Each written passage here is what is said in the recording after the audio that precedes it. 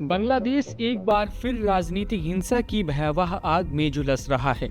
शेख हसीना के कट्टर विरोधी और 2024 के छात्र आंदोलन के प्रतीक शरीफ उस्मान हादी की सिंगापुर में मौत ने पूरे देश को सदमे में डाल दिया है। 13 दिसंबर को ढाका में उनकी गोलीबारी के 6 दिन बाद यह घटना घटी, जिसके फौरन बाद प्रदर्शनकारियों ने मीडिया हाउस, आवामी लीग के कार्यालयों और अल्पसंख्यक समुदाय को निशाना बनाया। रिपोर्ट्स के अनुसार यह हिंसा न केवल हादी की हत्या का बदला है, बल्कि लंबे समय से दबी असंतोष की अभिव्यक्ति भी। अंतरिम सरकार के प्रमुख मोहम्मद यूनुस के नेतृत्व में देश 2026 के फरवरी चुनाव की तैयारी कर रहा था, लेकिन यह घटनाक्रम सब कुछ पटरी से उतार चुका है। 13 दिसंबर 2025 को ढाका के विजयनगर इलाके में दोपहर करीब 2:30 बजे हादी एक रिक्शे पर सवार थे, जब हेलमेट पहने 2 मोटरसाइकिल सवारों ने उन पर सटीक निशाना साधा।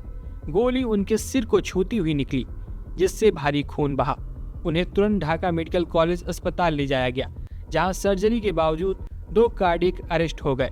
डॉक्टरों ने बताया कि दिमाग में गोली के टुकड़े बाकी थे और उनकी हालत नाजुक थी। हादी को बाद में एवर केयर अस्पताल से सिंगापुर एयरलिफ्ट किया गया, जहां 18 दिसंबर को उनकी मौत हो गई। उस्मान हादी इंकलाब मंच के प्रमुख प्रवक्ता और लेखक, वे 2024 के ऐतिहासिक छात्र विद्रोह के चेहरे थे, जिसने शेख हसीना की 15 साल पुरानी सत्तावादी सरकार को उखाड़ फेंका था। अगस्त 2024 में हसीना को भारत भागना पड़ा और आवामी लीग को चुनावों से निष्कासित कर दिया गया।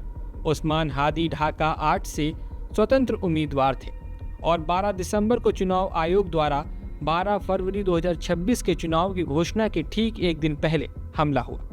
घटना से कुछ घंटे पूर्व उन्होंने फेसबुक पर ग्रेटर बांग्लादेश का नक्शा शेयर किया था, जिसमें भारत के 7 बहन राज्यों असम, अरुणाचल आदि शामिल थे। यह नक्शा भारत विरोधी भावनाओं को भड़काने वाला था और विश्लेषकों का मानना है कि इससे उनकी हत्या की साजिश रची गई।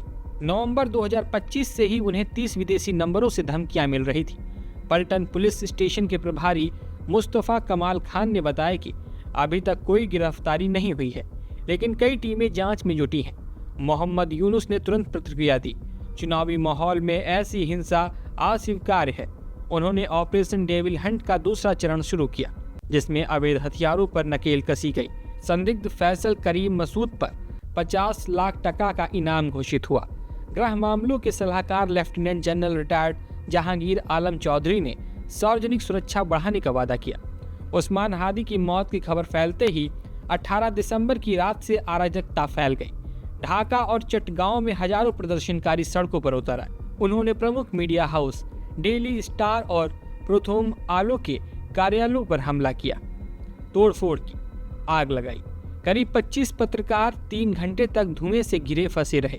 डेली स्टार की रिपोर्टर जैमा इस्लाम ने फेसबुक लाइव में चीखी, मैं अब सांस नहीं ले पा रही हूँ, इतना धुआं है, तुम मुझे मार रहे हो। सांस्कृतिक केंद्र छायानोट भवन को भी नुकसान पहुंचा, जहां हादी हादी के नारे गूंजे।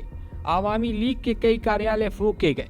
पूर्व राष्ट्रपति शेख मुजीबुर रहमान के आवास पर तोड़फोड़ हुई और पूर्व शिक्षा मंत्री मोहिबुल हसन चौधरी के घर में आग लगा दी गई। सबसे दर्दनाक घटना भालुका में हुई, जहां हिंदू युवक दीपू चंद्र दास को धर्म का अपमान के आरोप में मॉब लिंचिंग का शिकार बनाया गया। उसे पीट पीट कर मारा, नग्न करके पेड़ से लटकाया और जिंदा जला दिया।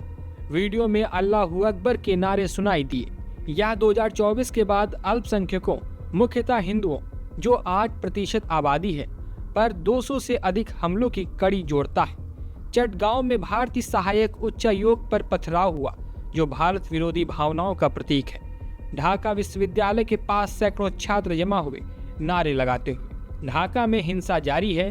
पुलिस और सेना सड़कों पर तैनात हैं, लेकिन प्रदर्शन थमने के संकेत नहीं।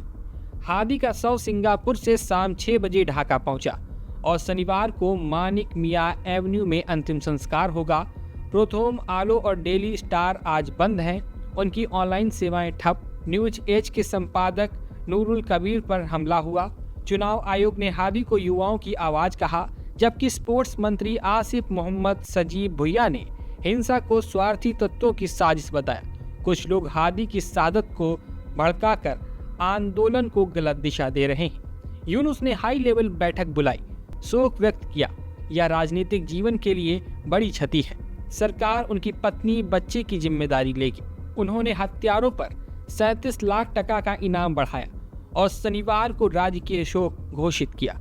राष्ट्रीय नागरिक पार्टी एनसीपी ने 125 उम्मीदवारों की सूची जारी की, जिसमें 14 महिलाएं हैं, लेकिन हिंसा से चुनावी माहौल खराब हो गया। भारत ने भारतीयों को यात्रा न करने की सलाह दी, जबकि अमेरिका, यूरोपीय संघ ने हिंसा की निंदा की। राजनीतिक रूप से यह अंतरिम सरकार के लिए बड़ा झटका है। इंकलाब मंच जैसे रेडिकल ग्रुप्स का उदय हो रहा है, जो ग्रेटर बांग्लादेश जैसे नक्शों से भारत को उकसाते हैं। अवामी लीग के अवशेषों पर बदला लेने की होड़ से अस्थिरता बढ़ी है। सामाजिक स्तर पर अल्पसंख्यक सुरक्षा खतरे में है। दीपू दास की हत्या धार्मिक ध्रुवीकरण को बढ़ावा देगी। मीडिया पर हमले प्रेस फ्रीडम को कुचल रहे हैं, जो लोकतंत्र की नींव है। आर्थिक रूप से स्टॉक मार्केट गिरा, पर्यटन ठप। अंतर्राष्ट्रीय स्तर पर भारत बांग्लादेश संबंध तनावपूर्ण है। हसीना के भारत में होने से साजिश के आरोप लग रहे हैं। विश्लेषक मानते हैं कि यह हसीना समर्थकों की चाल हो सकती है, ताकि यूनुस अस्थिर हो। लंबे समय में युवा असंतोष दबेगा, लेकिन रेडिकलिज्म फैलेगा।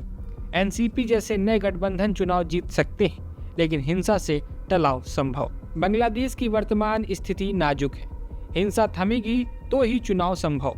यूनुस को न्याय, अल्पसंख्यक सुरक्षा और प्रेस संरक्षण सुनिश्चित करना होगा। हादी का संघर्ष लोकतंत्र की लड़ाई था, लेकिन हिंसा से नहीं, संवाद से जीतेगा। यदि नियंत्रण ना हुआ तो क्षेत्रीय स्थिरता खतरे में पड़ जाएगी। अंततः यह घटना बांग्लादेश को एकजुट होने का संदेश देती है। आप इस खबर पर क्या सोचते हैं, हमें कमेंट में जरूर लिखिएगा। ब्यूरो रिपोर्ट, सरकारी मंथन।